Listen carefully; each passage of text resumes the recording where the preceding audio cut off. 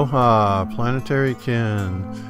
Welcome to another installment of It's About Time, where we explore the difference between natural time and artificial time.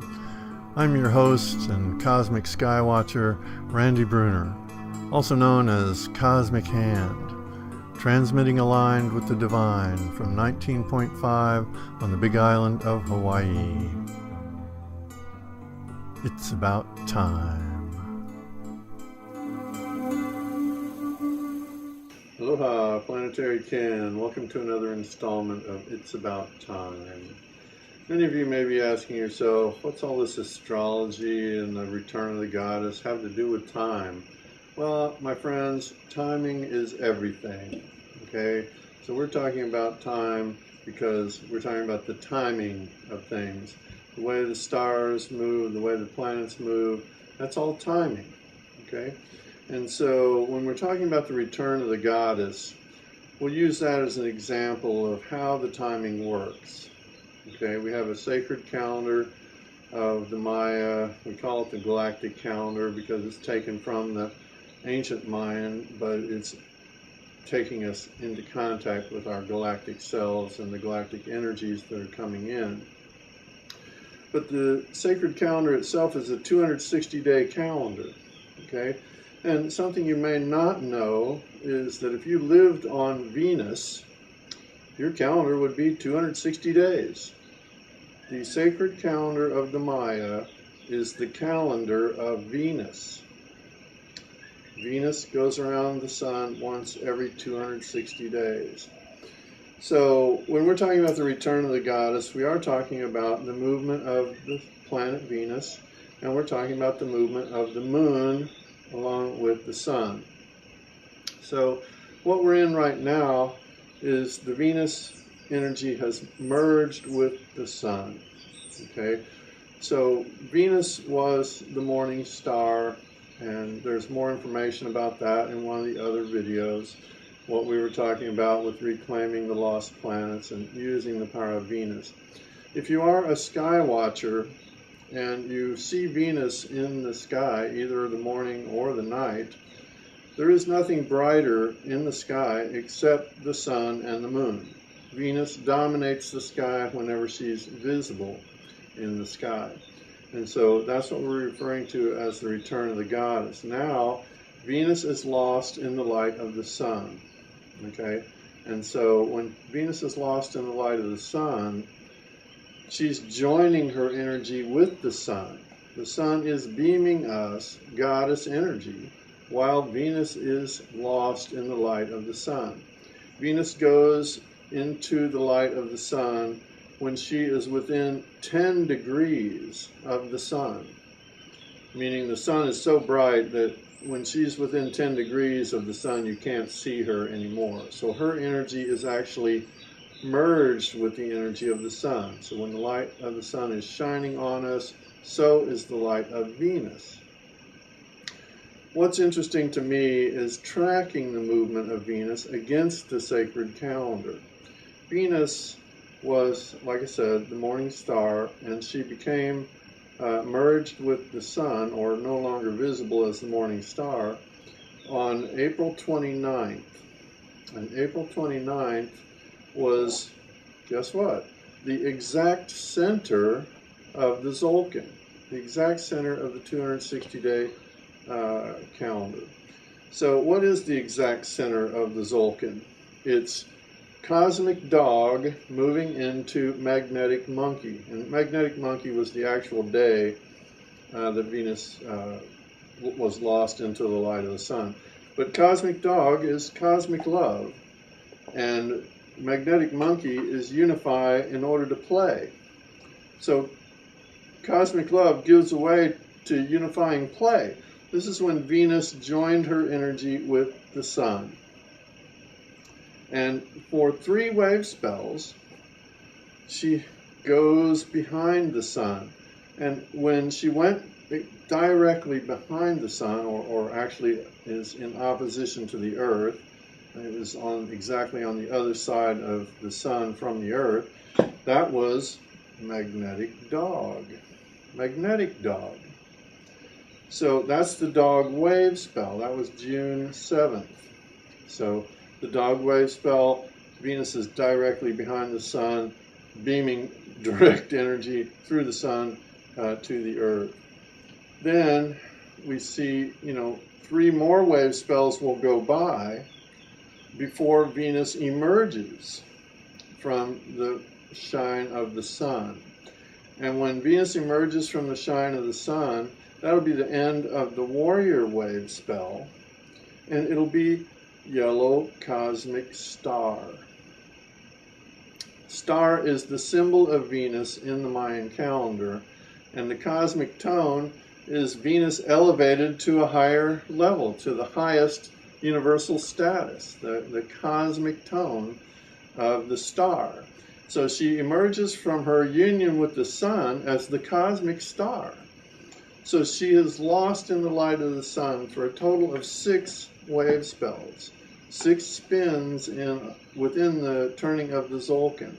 And she started right at the exact center of the Zolkin. So she included the 10 gap days run for the future and all of that in her union with the sun. So again, this is extremely positive and powerful. And I'll also note that cosmic star is actually, if you don't remember, think back to December 21st, 2012. Well, what was December 22nd, 2012? Yellow cosmic star. The first day of the new Katun was yellow cosmic star. Blue crystal hand was 12/21, 2012. That was the end of the long count. So again, important to see how powerful these aspects are when we're speaking again of the return of the goddess. And since the full moon is just coming up too, I want to add that information to this show. And this full moon is unique in that it is an actual blue moon. Now, you may have heard of the blue moons before, and it's considered to be, if there's 2 full moons in a calendar month, then that's a blue moon. Well, that's not the case at all. A blue moon is 2 full moons in one astrological sign, not 1 moon or 1 month in the Gregorian calendar. If you're getting a full moon twice in one astrological sign, you're getting a double dose of that astrological sign's energy. That is a true blue moon. And why it's a blue moon is it's pretty rare for that to happen. This time, it's the second goodwill full moon, because it is a full moon with sun still in Gemini and moon still in Sagittarius. What's unique about this one, and what is so cool to me, is that the full moon occurs on the full sun day. Okay, full moon, full sun are the same day. Full sun, I mean summer solstice. It's the longest day of the year. Of course, the longest day of the year for people in the northern hemisphere. But that is most of the people who live on the earth are in the northern hemisphere. And so the full moon actually occurs less than 1 hour before the sun moves into Cancer. So it is actually on the day of the sun's brightest light, or more hours of light in that day than any other day of the year. So it's full moon and full sun on the same day.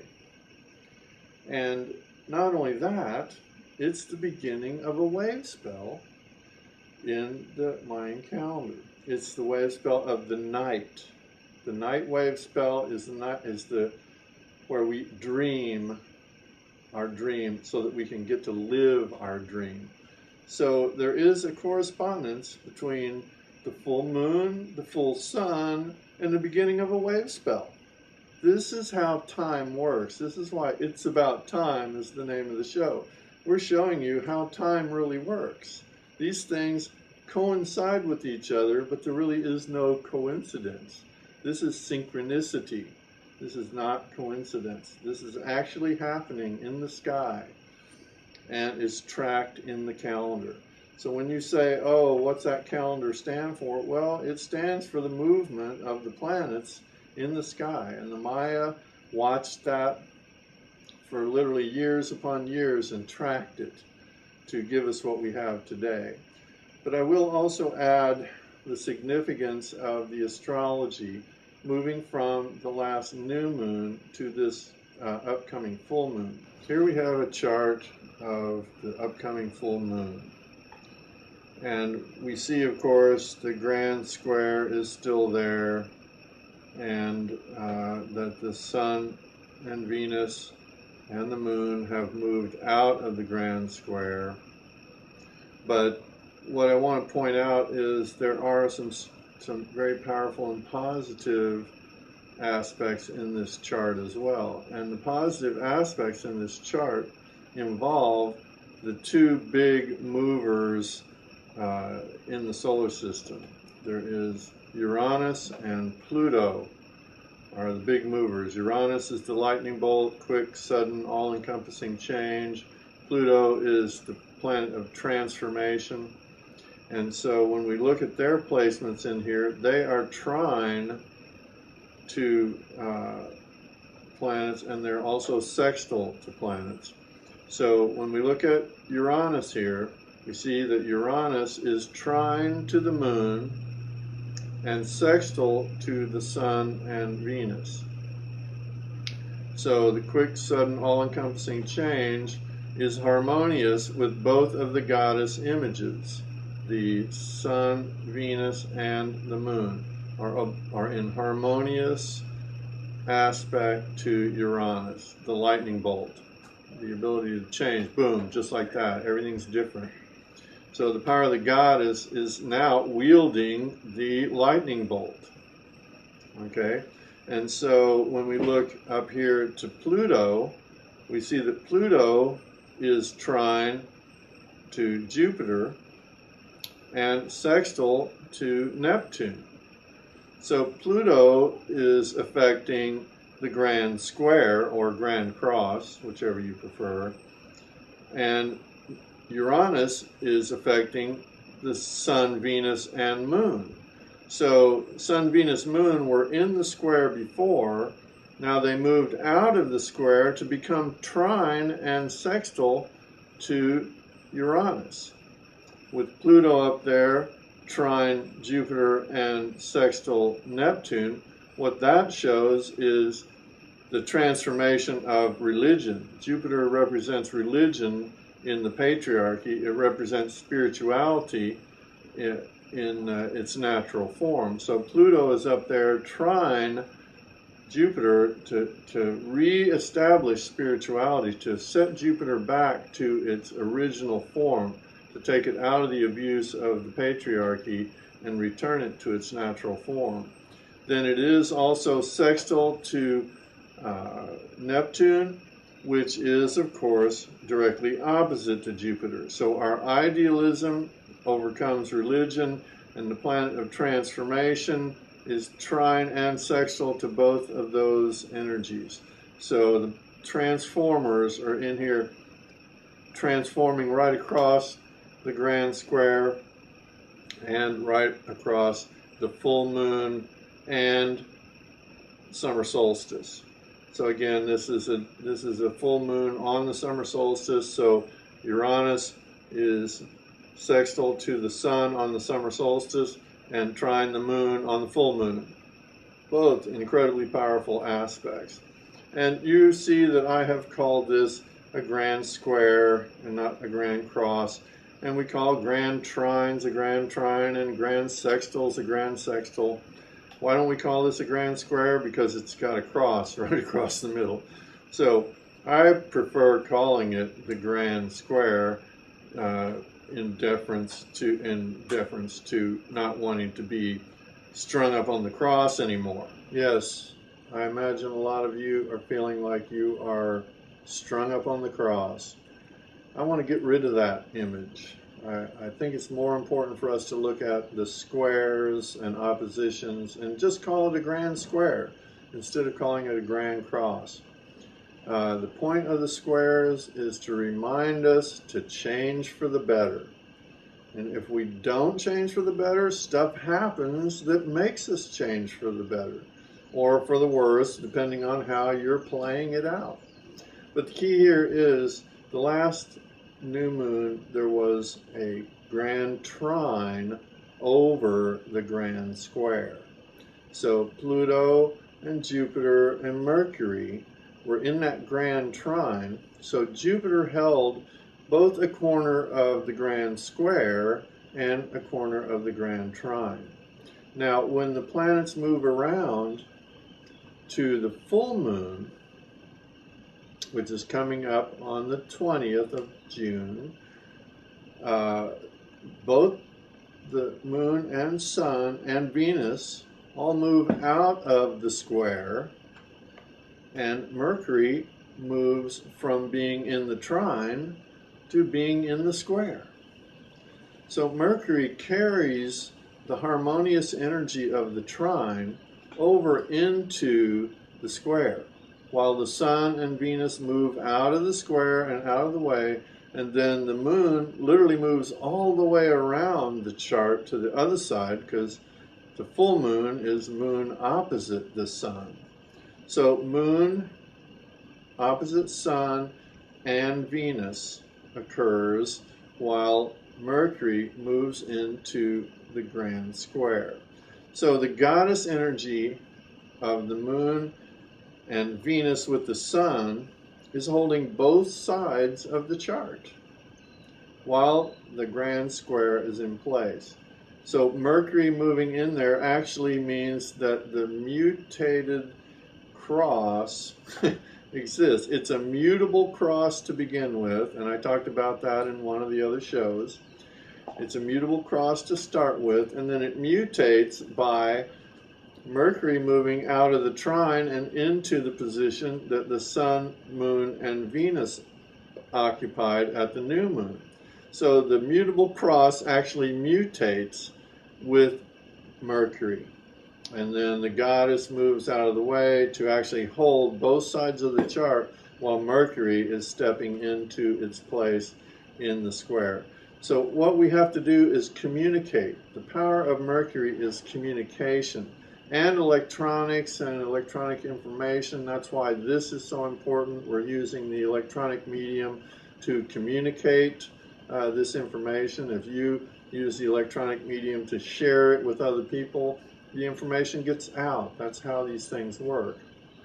And so it's important for us to focus on this, because I will add one more aspect here, and that is the full moon, summer solstice, is also the beginning of a wave spell. So we talked about the pattern of Venus being associated with the wave spells, at least in this particular movement of the planet Venus. But here we are with sun, moon, and wave spell all coinciding at the same time. Full moon, full sun, beginning of a wave spell where we dream the dream. We have the opportunity to dream our dream into being. And as I said before, there's a reason why Neptune is holding one of the corners of that square, and that is Neptune is the idealism that we need to show during these times. We're not strung up on the cross anymore. We're here to live our dream. And this is, again, the return of the goddess. And so to all the goddesses out there, I'm telling you, you're not being strung up on the cross. It's time for you to rise, take your power, be the idealist, to hold the vision for a new humanity, a new world, because this is the return of the goddess. Join with all the goddesses to celebrate a new world for ourselves and a new world to leave for our children.